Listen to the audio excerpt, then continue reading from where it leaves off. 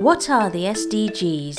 In 2015, world leaders from 193 countries agreed the Sustainable Development Goals, or SDGs, the world's new action plan for the next 15 years to eradicate extreme poverty and hunger, fight inequality, tackle climate change and achieve sustainable development for all.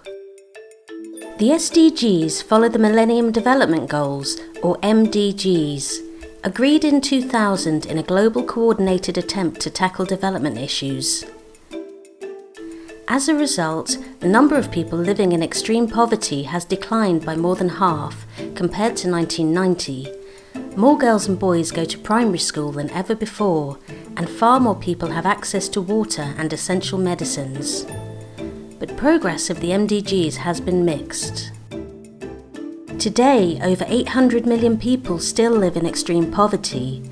They are also most vulnerable to the increasing impacts from climate change and environmental degradation. Years of hard-won progress fighting poverty could easily be wiped out by even small conflicts, economic crises, or natural disasters.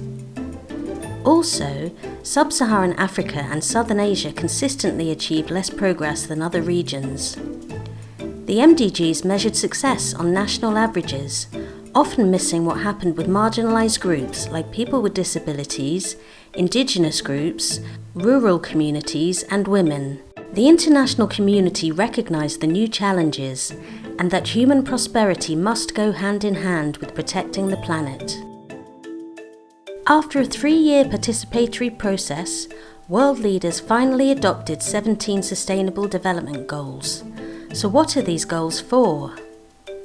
They are end poverty for all, freedom from hunger, health and well-being, quality of education, gender equality, clean water and sanitation, sustainable energy for all, decent work and economic development, innovation and resilient infrastructure, reducing inequalities, sustainable cities and communities, sustainable consumption and production, action on climate change, healthy oceans, sustainable ecosystems, peace and justice, global partnerships. There are 4 underlying principles that come with the SDGs and that are transformational in the way we work on development in the future. Firstly, the SDGs are universal. They apply to every country, rich and poor, north and south, developed and developing. They recognise that global challenges like tackling climate change and changing models of development require global solutions.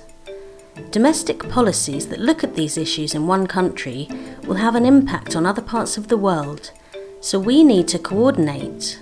Secondly, they integrate all dimensions of sustainability: economic development, social progress and environmental protection.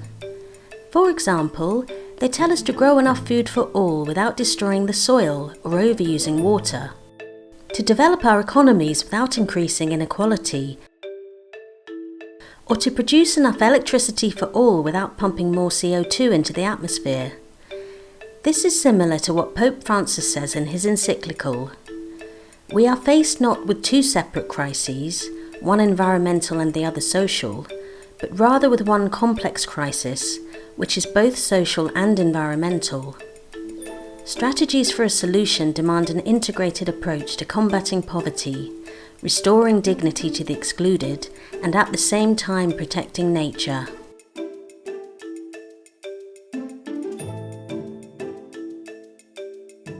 The SDGs tell us we should leave no one behind. Governments have agreed no goal should be met unless it is met for everyone, including those in society most vulnerable and hardest to reach. So education must reach indigenous communities, jobs created for women and men, quality healthcare available for all rural communities, and water and sanitation facilities accessible for people living with disabilities. Tackling exclusion is the key to tackling inequality. And finally, the SDGs require the participation of all.